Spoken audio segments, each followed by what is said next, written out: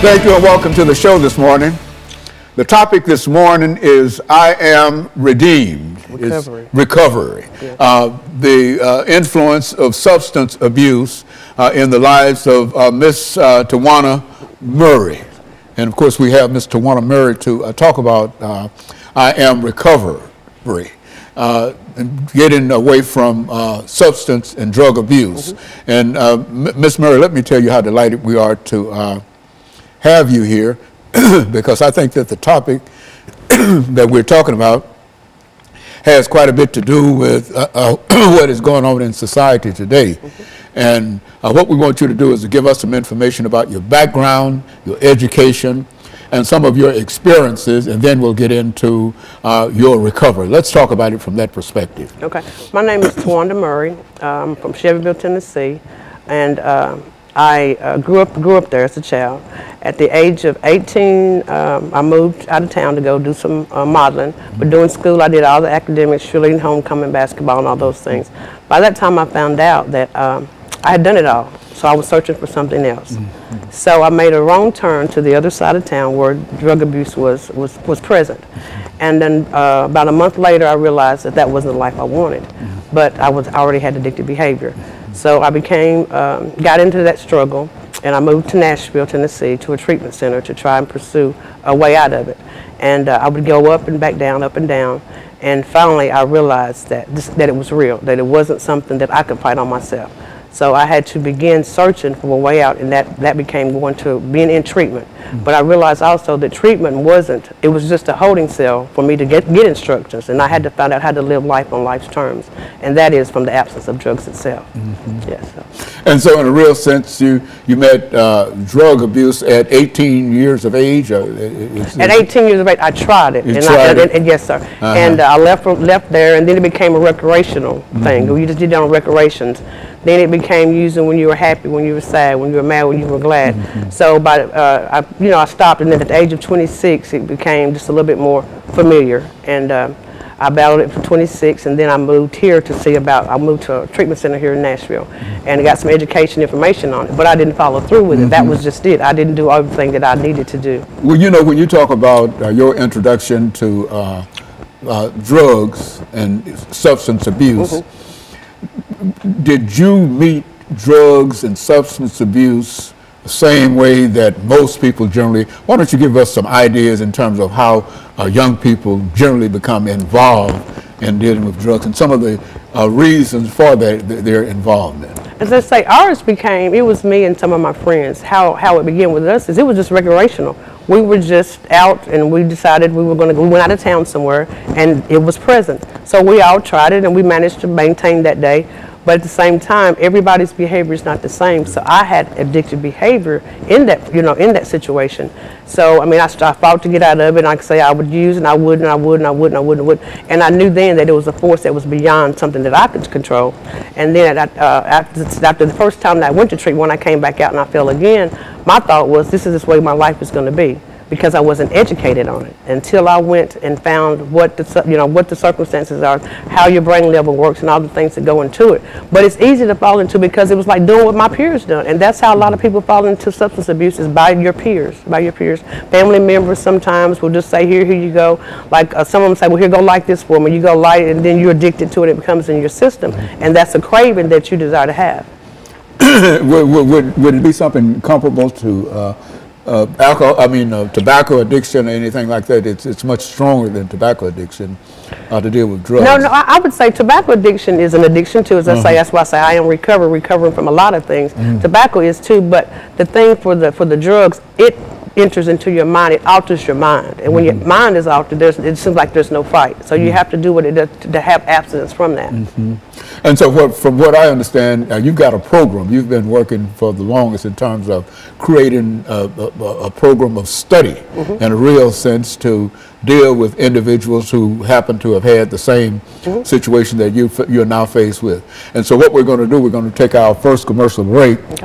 And then we're going to come back and we're going to devote the next 8 minutes to you talking about the program that you have and how you think that this program might be able to help other individuals who might find themselves in the same situation that you're in, and even if it's the kind of program you think that it can be more widely used. Yes, sir. You see, this is what we want you to talk about, because I think that you indicated earlier that you had a program that you've been trying to deal with, and that you think that you need more support. Yes, sir. Well, I think that if you give us the kind of information that our audience is looking for this morning, you might be able to find more support for that.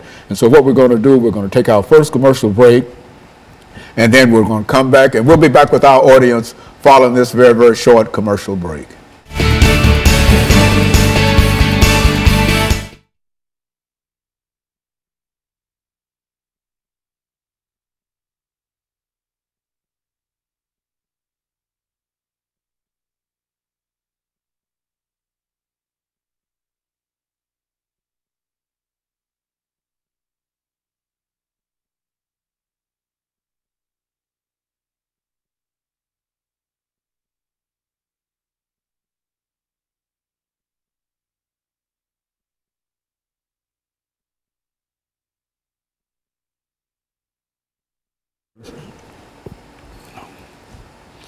But that's essentially, so we're going to give you an opportunity to talk about your program. Okay. And whatever you think that you've been trying to push it with other folks, push it with me today. You see, and then after that, we'll have 10 minutes. And then we'll determine what else we want to talk about in relation to what we've already said. But I think the information that you gave me, I appreciate that. No problem, sir.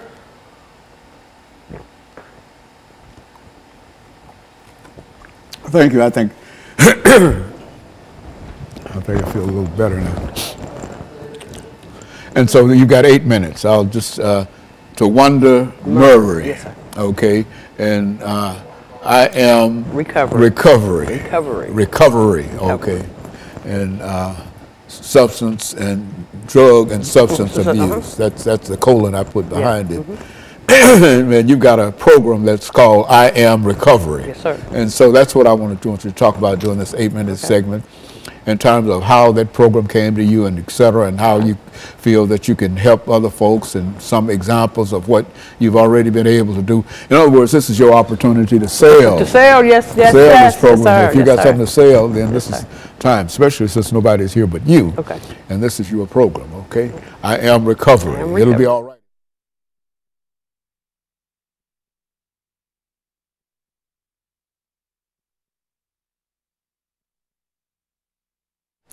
Thank you and welcome back to the second segment of the show for today. We're talking to Miss Tawana Murray, and she's the author of a program called I Am Recovery, Drug and Substance Abuse, and she's got a lot of information in reference to the challenges that young people and most people have in terms of dealing with drug and substance abuse. And Ms. Murray, let's give you an opportunity to talk about the program that you have, I Am Recovery, and to give us some idea as to how it's structured and how folks might be able to buy into the kind of program that you have. The I Am Recovery program come about because through my life I had some struggles. I placed my kids with my mom. I gave up on everything that I had. I would work sometimes, try to go to college, up and down battles. And within that, I was hiding within myself. And I knew that there had to be a way to find somewhere to find a way out. Most people look down on people in recovery, but you know, if you don't know what it is, then you won't know how to structure the thing itself. So I would take information. I went to several treatment centers, and as I say, I had to realize it was a safety net for me, because I didn't feel confident enough in myself, so I went inside to grab a hold to what I needed to do. I ended up going, I've been to jail, you know, I went in there and I'm like, God, you got to show me what to do, how can I do this? So I began studying and reading and studying, but also when I came out, I realized that I had to go to one place for one thing, one place to another thing. I wasn't dealing with my inner self, I wasn't, you know, they had put me on medication, all those things, you go from one spot to the other, and it was just like, it was caving me in. I was wanting to throw the towel in. So I began to put different things together as I went to different places, got different information. I networked the information together. So in last November, I got down with myself, and I wrote the program, I Am Recovery. I Am Recovery entails different aspects of how to recover. Self-worth, self-esteem, your boundaries, journaling, codependency, let's see, just different aspects of how to get back to within yourself. Also, you have to have somebody to be accountable to, someone that you can call. Like say in recovery, they say have a sponsor. If it's not a sponsor, let it be a friend. Let someone know when you're feeling bad. You know, hungry, angry, lonely, or tired. Those things cause you to downfall. But I have to check myself daily, even today, to know that recovery is real. It's real, but it's also doable. It's doable. It's a way out of it. So the curriculum, it's a curriculum, and it has, like I said, we do the step studies. We do spirituality. It entails inventorying yourself, self-worth, like I say, self-esteem. How to learn to love yourself. That's the main thing. Your family, because like I said, my family was where I didn't think that I thought if I was out of their lives that it would be fixed. No, I destroyed them because I wasn't in their lives. So what with my absence, that left my responsibilities on my mother. But by the grace of God, we made it through that today. As I say, I'm well, I'm whole. I do a recovery meeting at one of the institutions here, which works. I'm able to share about that. But without someone behind you, without somebody showing you or leading you or believing in you. But first of all, you have to believe in yourself. You have to believe that the program works, because it does. AA, I'll give it all the credit in the world. The treatment centers, they're good, but you can't stay in there forever. So you have to find a way to grab a hold. And by grabbing a hold, what I done was I put this program together, and I believe it works because it's all the things that have kept me clean and sober today. And so in a real sense, you're using your life as an example of an individual who has had some real substance abuse problems. But I would imagine that one of the most important considerations is to admit that you've had the problem, or that you have the problem. How does that come about in terms of an individual? Really, they say you have to hit rock bottom before you know that it's real. 70% of the people have to go that way. Some people make it out, but at the same time, you have to admit that there's something wrong. You can't fix it. If something's not broken, you won't fix it. When I realized, like, I'd go to college, I'd drop out, I'd work, I'd stop. You know, just all the things that were up and down battles let me know that that's not how stable people live. You know, you can look around within yourself and within your family and see destruction. And like I say, destruction comes when you're not whole within yourself.